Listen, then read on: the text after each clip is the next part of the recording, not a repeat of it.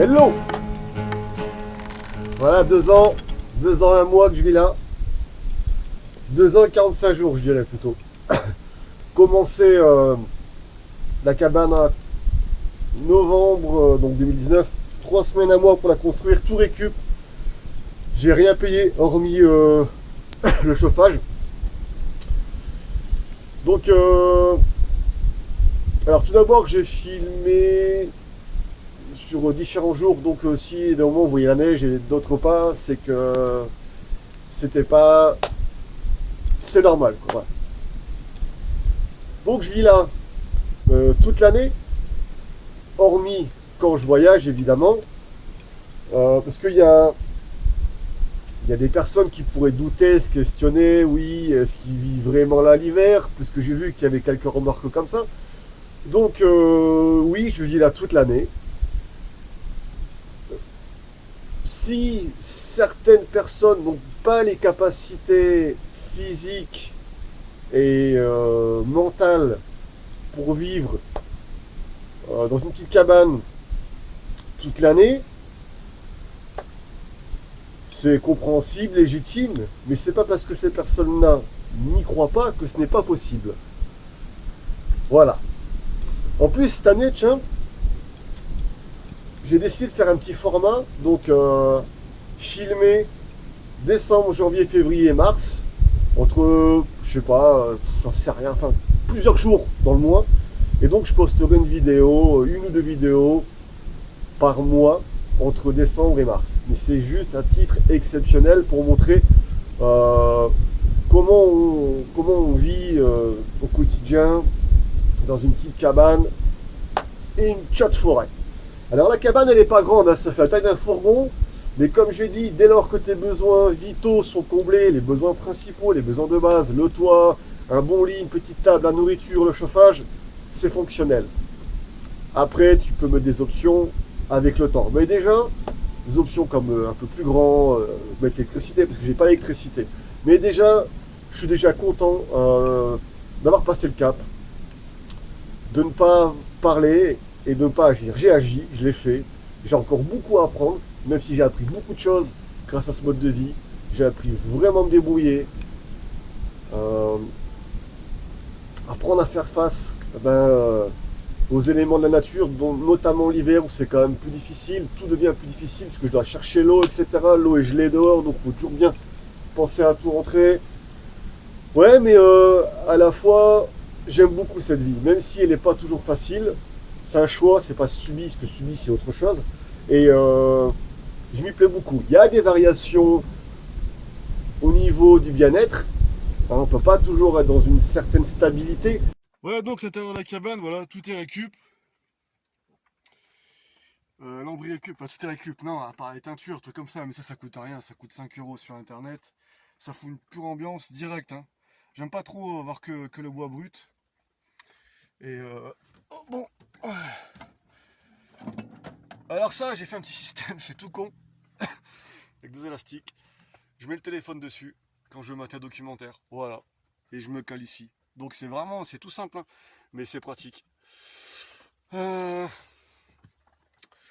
Donc tout récup, l'angle récup, etc. Donc teinture comme j'ai dit. Et j'ai 5 couvertures. Parce que la nuit je fais pas le chauffage. L'été évidemment j'ai pas besoin de 5 couvertures. Mais là vu les températures, on approche aux portes de l'hiver. Ça caille, hein. Bon les 5 couvertures ça pèse un peu. Mais au moins j'ai pas froid. Je les cale bien là-bas. Et puis voilà, la cabane est bien droite, j'ai bien aplani. Donc palette par pain. Et puis ça va, nickel, impeccable. Alors, 30 novembre, tout gelé. J'ai essayé de casser. Alors j'ai versé de l'eau chaude sur le robinet. J'ai essayé de casser la glace. Ah, c'est la merde, hein, cette période. Comme tous les hivers, tout ce qu'il y a à l'extérieur, et ben voilà, ça gèle. Donc comme j'avais dit, j'ai commencé à la construire en octobre 2019. Ça m'a pris 3 semaines, 1 mois. Tout est récup. Comme j'avais dit, donc il y avait une grande euphorie, une certaine fierté avec soi d'avoir, même si c'est une petite cabane, il y a quand même une satisfaction. Mais par contre, j'ai vu qu'après, il fallait s'adapter à l'environnement, c'est beaucoup plus compliqué que je pensais au début, vraiment. Maintenant, je suis habitué, j'ai fait deux, donc le premier hiver, je l'ai vécu assez bien, le deuxième, très très bien. L'été, c'est facile, l'été, t'es à pieds nus, t'es en short, tu dors à la porte ouverte, c'est génial. C'est très fleuri, c'est beau, enfin bref. Le feuillage est assez dense. Là, le souci, c'est que là, c'est la période automnale. Et j'avoue que ce troisième épisode hivernal qui s'apprête à arriver, là, je le vis un peu moins bien que d'habitude. Alors, je ne sais pas si c'est le fait que ça fait 2 ans que je suis là, je ne sais pas si c'est juste périodique. On reste des humains, il y en a parfois une sensibilité à l'environnement. Notre esprit n'est pas toujours stable, entre guillemets. Les mouvements, on peut être très très bien, bien, moins bien, très très bien, enfin bref. Le but, c'est qu'on ne tombe pas très mal. Donc voilà, alors, quand tu dis comme ça, il y a un truc qui est important, c'est la santé. Vraiment, là, c'est pas des conneries. L'autre fois, je suis tombé sur l'épaule, j'ai pas pu bouger l'épaule pendant une semaine. Alors là, je peux dire qu'une vie comme ça, t'as intérêt à être fonctionnel. Parce que quand tu te blesses dans une maison, un appartement, avec tout ce qui est accessible, l'eau, le chauffage, tout est à côté, à disposition. Là, non. Là, tu te plantes, t'es foutu. C'est mort. Il faut pas que tu aies une jambe cassée. J'ai été pénalisé, je voulais ranger des palettes, j'ai pas pu, c'était pas le plus important. Chercher l'eau, c'était une vraie galère, quoi.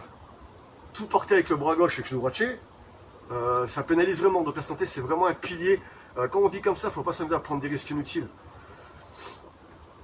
Tu fonctionnes différemment, c'est-à-dire que tout le temps à un travail, tu passes du temps à avoir de l'argent pour payer les commodités, enfin les côtés pratiques chez toi. Ici, c'est l'inverse. Tu dépenses pas du temps en argent, mais du temps en toi physique. Enfin, pour toi, en temps physique, pour tes besoins vitaux et principaux. Donc voilà, sujet. Mais là, je ferai plus en détail plus tard. C'est une petite vidéo, en plus il fait, comme on peut constater, ça commence à être début de la nuit.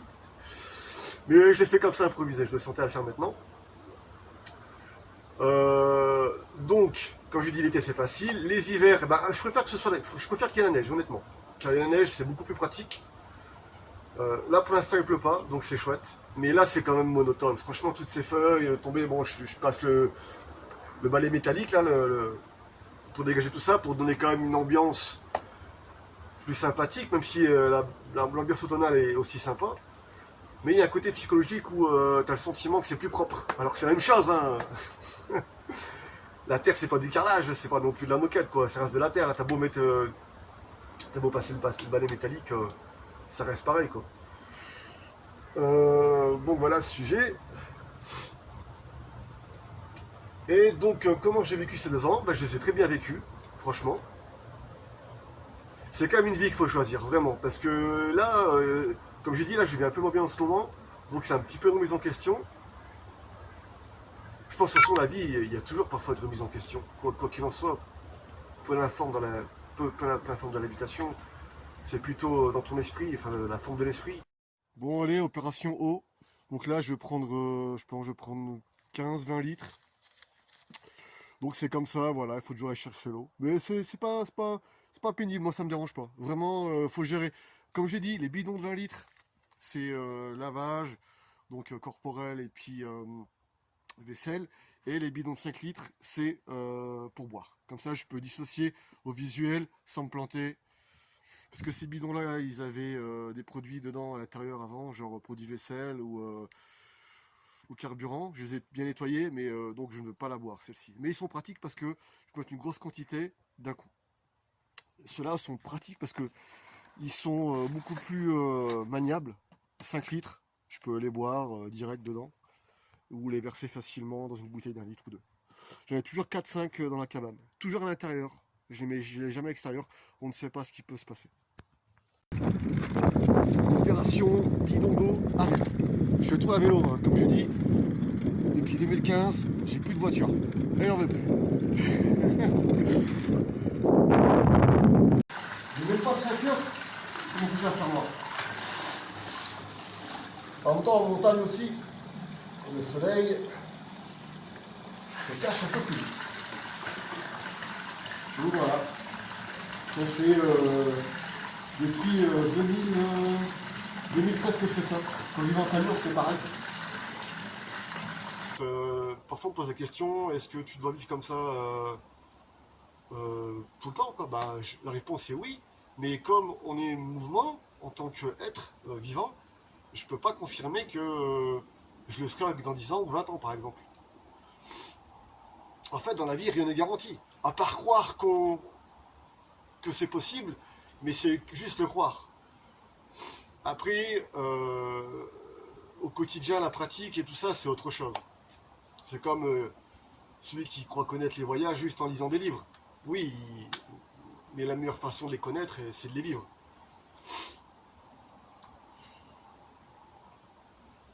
Donc pourquoi... alors je vais dire je ne vais pas dire on, parce que je ne suis pas la parole des autres. Ma parole n'est pas universelle, elle est juste la mienne. Donc ce n'est aucunement une vérité absolue, c'est ma propre perception de ce mode de vie et de comment je conçois la vie. Bah, déjà, premièrement, la tranquillité, quoi. Ça, c'est vraiment le premier truc que je veux, c'est pas de voisins. Je veux être tranquille. Je veux pas de gens autour, même s'ils sont super sympas, non, ça va me saouler. De toute façon, dès lors qu'il y a un groupe, il y a toujours un super sympa et un emmerdeur. À certains degrés. Et deuxièmement aussi, pour être plus dans un élément naturel, pas entouré de béton, pas dans des... En fait, les appartements, c'est comme une communauté involontaire, c'est une cage de béton immense avec plein de petites à l'intérieur. Il y a encore des plus petites dans celles où les personnes vivent.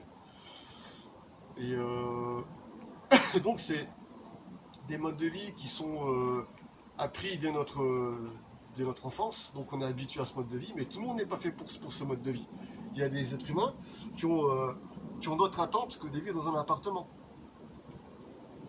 Même une maison, quoi qu'une maison c'est quand même, une petite maison un peu plus isolée, c'est quand même déjà bien plus agréable qu'un appartement. Attention, je respecte les gens qui vivent en appartement, c'est pas un manque de respect. C'est juste que dans ma perception, moi ça me correspond pas du tout. Et j'ai du mal à me dire qu'on puisse s'épanouir étant enfermé comme ça, mais je le conçois et je le comprends. Comme on peut penser l'inverse, comment on peut se dire vivre comme ça, ça a l'air, quand moi j'imagine, ça a l'air rudimentaire, ça l'est effectivement. Voilà, il faut que ce soit un choix, hein. Si c'est subi, c'est foutu quoi. De toute façon, tout. Mais je pense que pour la majorité, ce serait plus simple de vivre dans un appartement que dans une cabane. Dans les deux cas où ce serait subi. Où on forcerait quelqu'un à vivre dans un appartement ou une cabane, je pense que la majorité de l'appartement serait plus accessible et plus confortable. Mais la cabane l'est, hein, l'est en termes d'être. De toute façon, dans l'être, elle l'est. Dans le confort aussi, elle y est. Alors le confort, il est vaste. Il faut définir ce que c'est le confort. Est-ce que c'est le confort d'avoir le magasin à 100 mètres? Est-ce que c'est le confort d'avoir la voiture dans le garage? Est-ce que c'est le confort d'avoir une grande baignoire, la 16e, d'avoir un grand lit, d'avoir beaucoup d'amis? C'est vaste le confort d'habitation. Alors moi je dis le confort déjà, c'est un bon lit, un toit, avoir bien chaud et à manger. Déjà t'as ça, c'est la base. Ah. Il miaulait pas avant. Ouais, il se rapproche et... C'est rare qu'il se rapproche autant. Voilà, j'ai fait son omelette. Il adore les œufs. Il adore le poulet et le saumon. Il n'aime pas la viande rouge. Je lui ai déjà filé de la cube, jambon et tout, il en veut pas. Ah, j'ai jamais vu aussi près. Première fois. Oh, petit fanfan. Il est borgne. Mais ça me fait plaisir de l'avoir là.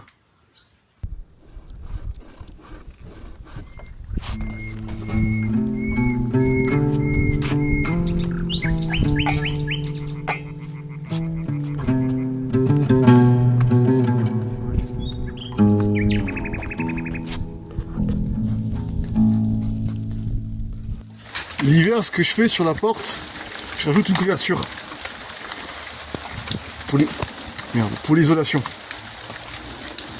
Et c'est vachement efficace, vraiment. Après l'été, je la retire évidemment. Mais là, voilà, j'ai rajouté la couverture pour l'hiver. Puis je me chauffe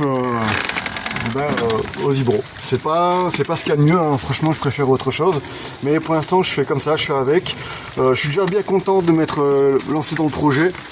Ça me permet déjà d'acquérir des compétences, qu'elles soient physiques et psychologiques, pour la suite. Je dirais que c'est déjà un bon point de départ et ça me permet de passer par l'apprentissage.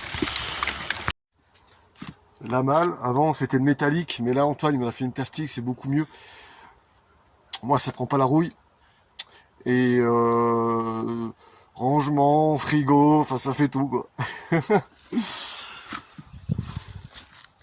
Le petit rocket stove que Antoine m'a fait. Bon, il y a des personnes qui font du ski de fond, et moi je fais du vélo de fond.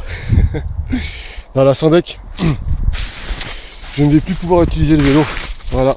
Bon, c'est cool parce qu'à force de passer toujours par le même chemin, j'ai formé une ligne, ce qui fait que j'arrive mieux à avancer avec le vélo, mais c'est quand même une galère parce que la neige, il y a une certaine profondeur, et surtout c'est que là, elle se durcit, et j'ai vraiment du mal. Donc même il y a une certaine dangerosité de rouler avec le vélo en ville. Non, j'arrête le vélo. Bon, ça m'est très pratique parce que je peux vraiment mettre beaucoup d'eau à l'arrière. Mais là, je vais pas pouvoir. Je vais devoir tout faire en sac, et ce qui est encore plus physique. Chaque fois que je prends le sac, je remonte, je suis en sueur totale. Donc, alors c'est l'inconvénient lors de l'hiver. L'avantage, évidemment, pour de la nourriture, c'est top.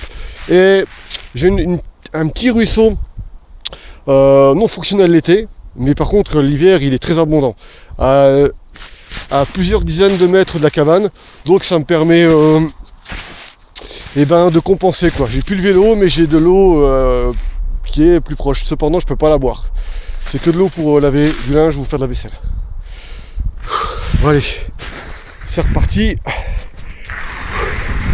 C'est un peu galère quand même. Encore ça va, le vélo là, il est pas chargé. J'ai fait 2-3 bricoles dans les sacoches. Donc voilà. Mais j'aime ma phrase qui est très simple. Dans la vie, il faut faire des choix pour tout avoir. Moi, j'ai choisi mes avantages et mes contraintes. Alors, il y a un point que j'ai pas évoqué. C'est tenue vestimentaire. Quand on vit comme ça, en fait, adaptation environnementale, on s'habille un peu à l'arrache. T'as pas trop le choix, quoi. T'es pas en ville, tu vas pas bosser où t'as besoin de bien t'habiller. Là, tu t'habilles adapté à ton environnement et par ce temps, voilà, t'es toujours figé. Par ce temps, t'es souvent très sale, sur le plan vestimentaire, question pas corporelle, ça change rien, tu prends soin de toi. Et puis ce qui complique aussi, vite fait, c'est pour le sport quoi. Voilà. Voilà. Donc tout est gelé, enfin tout est très froid. Donc je mets des gants. J'ai fait aussi une poulie. Excellent, mais vous allez voir. J'ai récupéré mes bidons de pétrole quand ils sont vides. Hop, j'ai rempli d'eau et ça fait office de poids. Voilà. Pour aider la santé. Il y a un petit fantôme qui, on voit qu'il est borgne. On voit qu'un œil. Ouais, mais sa petite omelette. Un petit fantôme. Il y a vraiment de la chance, parce que tout ça c'est des récup. J'ai fait des récup, j'en ai récupéré, je sais pas. J'en ai au moins pour 2 semaines. Au moins une vingtaine de boîtes quoi. Donc voilà. Parce que sinon ça me coûterait cher de lui faire des œufs comme ça tous les jours. Oh, je viens de me lever pour aller faire pipi. Alors pipi l'hiver je m'emmerde pas. Je prends un pot et voilà, comme ça je sors pas de la cabane. Donc là il est presque 4h du matin. Et si je filme, on n'entend pas, merde. Il y a quelques souris. On attend là. Et l'année dernière, je n'ai tiré une 40aine. Sans les tuer. Avec un petit piège. Donc ça a été la galère. Mais depuis qu'il y a le chat, j'en ai quasiment plus. Donc ça, vraiment, si vous faites une cabane, n'oubliez pas les souris. Vraiment, c'est un truc la prochaine fois auquel je penserai de vraiment bien penser à boucher tous les trous, à pas laisser traîner la bouffe, parce que j'ai eu tendance à laisser traîner la nourriture. Et c'est ce qu'il faut vraiment pas faire, que je ne fais plus. Tout mettre sous malle, parce que ça passe partout ça.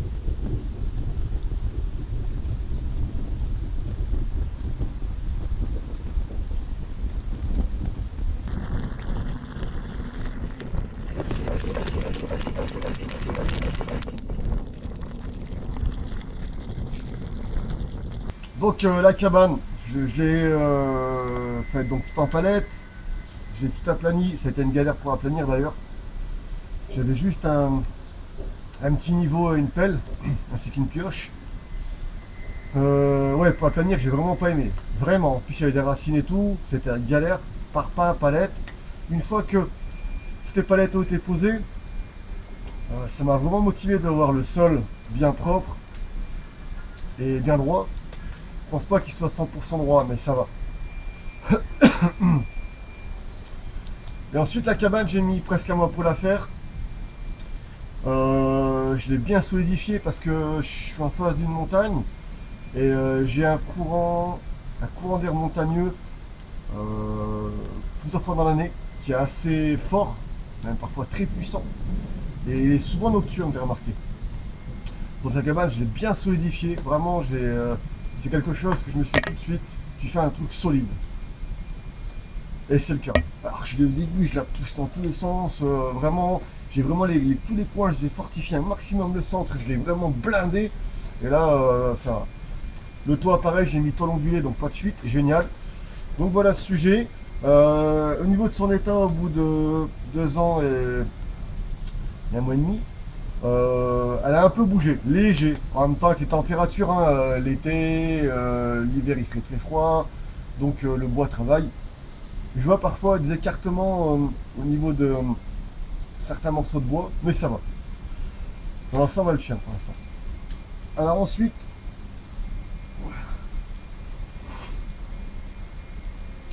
alors, on me posait pas mal de questions dans les commentaires. J'avais répondu, mais j'ai trouvé que je n'ai pas répondu avec précision. Donc j'y répondrai dans les prochaines vidéos. Pas dans celle-ci parce que j'ai pas envie qu'elle dure 1 heure. Je pense que 20 minutes, 30 minutes ça va très bien. Les voyages 1 heure c'est pas un souci, mais la cabane, ces moments-là, je préfère pas que ça dure très longtemps. Mais toujours spontanément par contre. On m'a posé des questions, est-ce que tu te vis comme ça longtemps, est-ce que tu te vis comme ça à 60 ans,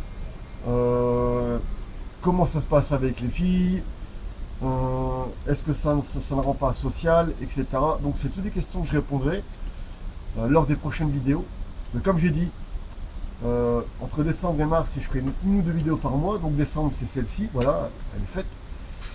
Et janvier, je ferai pareil. Peut-être pas aussi longtemps, mais je verrai bien, je ferai ça naturellement. Voilà, un truc chaud, ça fait trop du bien.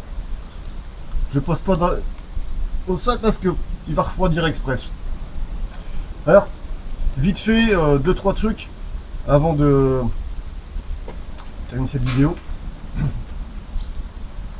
Pour le linge, le petit linge, je vais faire la cabane, tout ce qui est chaussettes, caleçon, t-shirt, tout ce qui est donc pantalon et couverture en ville évidemment, machine à laver. Ensuite pour le lavage corporel, je me lave ici. L'été, c'est agréable évidemment. J'ai une douche solaire. Je prends le soleil toute la journée. En fin de journée, je prends la douche. J'ai mis une palette au sol.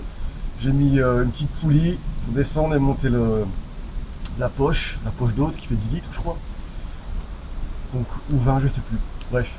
Et donc là, c'est cool. L'hiver, je fais chauffer dans la marmite et je me lave là, comme ça. Mais moi, je me lave pas tous les jours. J'ai la chance d'avoir une génétique qui fait que je ne sens pas. J'ai une odeur, on a tous une odeur naturelle.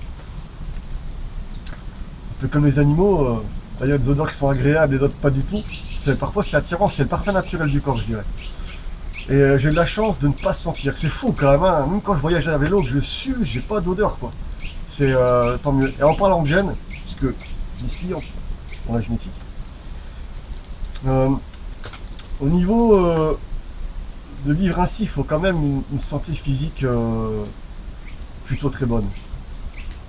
Et un corps très fonctionnel. C'est pour ça qu'il faut quand même une alimentation, bien manger, pas se mettre des races, se droguer, etc. Après, tu peux, mais bon, tu vas apporter préjudice un peu à ton mode de vie. Et c'est important, mais après, on n'est pas tous identiques. On peut très bien faire attention à sa santé et avoir des gènes défavorables. Ce qui fait que t'as pas de chance, tu tombes malade pour rien, tu te blesses pour rien parce que t'as des gènes fragiles. Alors qu'il y en a qui ont des gènes très forts, ils vont faire de la merde. Ils vont manger, ils vont très mal manger, ils vont picoler, ils vont mal dormir. Et 70 ans, ils sont toujours debout en train de couper du bois et être fonctionnels. Voilà. Mais ici, on a une génétique ni spécialement très bonne ni très mauvaise. Si on fait attention à soi, ça fonctionne, quoi. Mais comme j'ai dit, avec le mode de vie, ne pas prendre de risques inutiles parce que ça pourrait porter vraiment un préjudice. En l'occurrence, ça m'arrive au niveau de l'épaule et je peux dire que je l'ai senti. Hein. Donc voilà. Ensuite, un autre point, moi je ne cherche pas l'autonomie, puisque l'autonomie, enfin c'est pas que je ne cherche pas, spontanément je l'ai sur 2 points, je l'ai sur l'eau, parce que vivre en montagne, d'ailleurs c'est un mode de vie que je préconise plus de le vivre dans de genres d'endroits comme lequel je suis, parce qu'il y a beaucoup de fontaines et qui est buvable, même s'ils mettent que c'est non potable, c'est faux, elle est buvable, ça fait des années que je la bois, elle est très très bonne d'ailleurs. Hein. Donc je suis autonome en eau et autonome en habitation puisque je dois rien à personne. Le reste, comme beaucoup, je dépends d'autres humains. Et pourquoi je vis comme ça? Comme j'ai déjà dit, c'est la tranquillité dans la nature, pas de voisins. Donc comment je me vois moi? Comme j'ai dit, moi je revendique pas, je veux juste être tranquille en fait. Je veux vivre ma vie tranquille, c'est tout ce que je veux. Je veux vivre ma vie tranquille, je me dis pas autonome, rebelle, anti-système, non, ça, mais j'y pense même pas, je m'en fous quoi. Vite fait là, je peux pas continuer parce que j'ai plus de place dans le téléphone et j'ai encore des trucs à faire vite fait pour la vidéo. Finir avec un petit morceau musical. Voilà, bref. Bon ben voilà. J'espère que tous ces petits moments partagés vous apporteront quelques réponses, de la motivation et pour certains un petit moment agréable. À la prochaine.